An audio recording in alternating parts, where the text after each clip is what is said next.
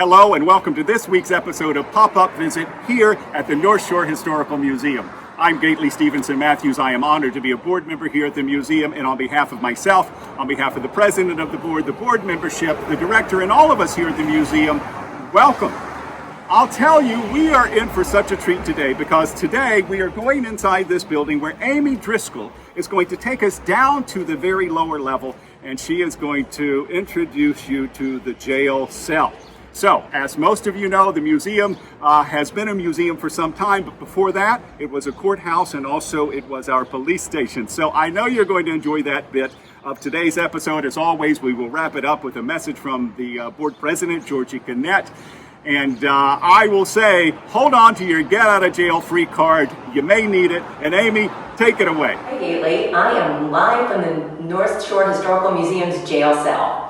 Now, obviously we're a museum now, but at one time, this was a real live jail cell. Now we have it set up as exhibit space. You can kind of see we have it set up as if we had a real live prisoner here with the countdown calendar and some things about the North Shore. And of course, we use it a lot in our mock trial programs. In fact, anytime we put Goldilocks on the stand for bad manners, she is always found guilty and brought down here for a photo op. So we have it set up here as exhibit space, but with two original items. The first is the bench or bed. It's actually just a large wooden slab. And then behind us over there is the original metal door. And I want to thank Joe Gallo of Forest Ironworks for helping us preserve the door, and the village of Ladingtown for helping us get back the original bed there. So as I said, you know, this was a real live jail cell. However, then as now, if you did something really bad in the city of Glen Cove, you were taken to East Meadow. Most of the people here were found guilty of, I want to say, petty crimes, larceny, speeding, domestic disturbances, like very small things like that. However, we did have one very famous resident here.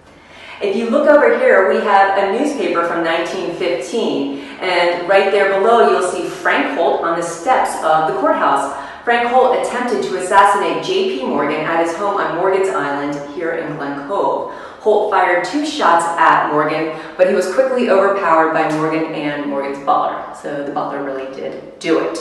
Also, if you look next to the newspaper right there, we have photographs of the police on the front steps of the courthouse, which also, until the 1970s, was the headquarters for the police department of the city of Glen Cove. We have a nice collection of the photos upstairs. We don't have everything, but we have a really good representation of the early 20th century through the 1970s of all the police on the front steps.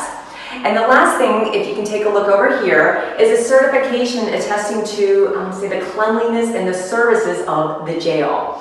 I mentioned that this was really more of like a holding cell, but we did have a male cell and a female cell, I guess, to keep parties apart for decorum and also if they weren't getting along.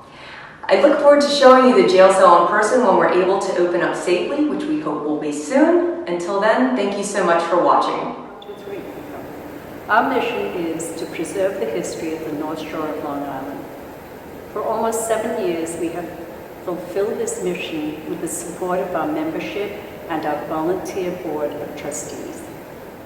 Not unlike any small nonprofit, all income stopped when New York went on pause. Until we can fundraise again, we are facing a shortfall for our operating expenses. The board has pledged donations to help with these expenses, but we surely could use your help. All contributions are tax deductible. You can find information on how to donate on our website, and you can also use PayPal. Thanks for listening and stay safe.